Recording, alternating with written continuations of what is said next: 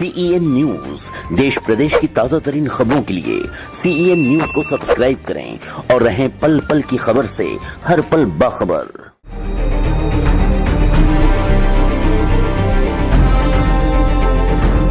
ईंट भट्टा मालिकों ने कलेक्ट्रेट स्थित धरना स्थल पर एक दिवसीय धरना देकर अपनी मांग से संबंधित वित्त मंत्री को संबोधित ज्ञापन सिटी मजिस्ट्रेट को सौंपा। बहराइच ईंट निर्माता कल्याण समिति द्वारा GST की बढ़ाई गई दरों के विरोध में आज एक दिवसीय प्रदर्शन का आयोजन किया गया। उनकी मांग है कि ईंट में GST की बढ़ी दरों को कम किया जाए।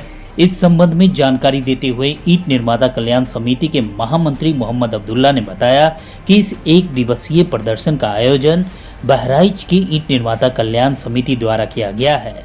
उन्होंने कहा कि 17 सितंबर 2021 की तारीख को GST काउंसिलिंग की बैठक में ईंट पर लगने वाली 1% GST की दर को बढ़ाकर 12% कर दिया गया है। उन्होंने कहा कि यह लड़ाई सिर्फ ईंट भट्टा निर्माताओं की नहीं बल्कि आम आदमी के लिए है, क्योंकि इसका सीधा असर आम आदमी पर पड़ेगा। वहीं इस अवसर पर भारी संख्या में ईंट भट्टे से जुड़े लोग मौजूद रहे।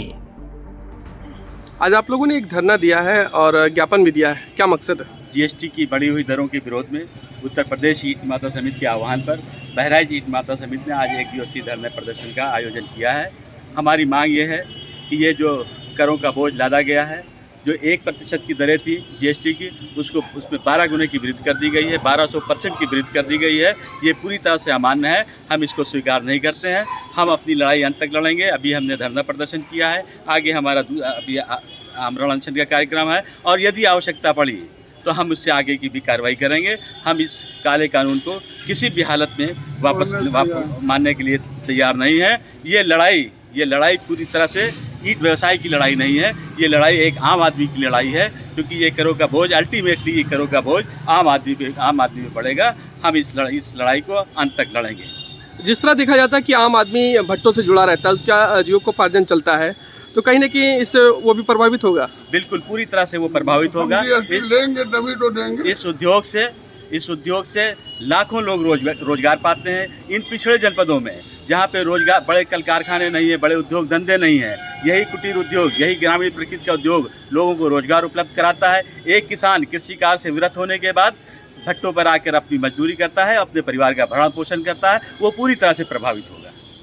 तो आज आप लोगों ने ज्ञापन दिया है, किसको संबोधित ज्ञापन? ये ज्ञापन हमने माननीय वित्त मंत्री, केंद्र सरकार की वित्त मंत्री माननीय सीतारमण जी को संबोधित एक ज्ञापन दिया है, जिसमें हमने मांग की है कि यदि ये काला कानून वापस नहीं होगा तो हम व्यवसाय को चलाने में पूरी तरह असमर्थ हैं। हम ये व्यवसाय नहीं चलाएंगे।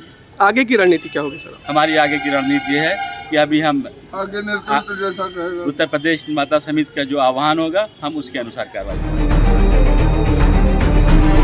बहराइच से नूर आलम वारसी की रिपोर्ट।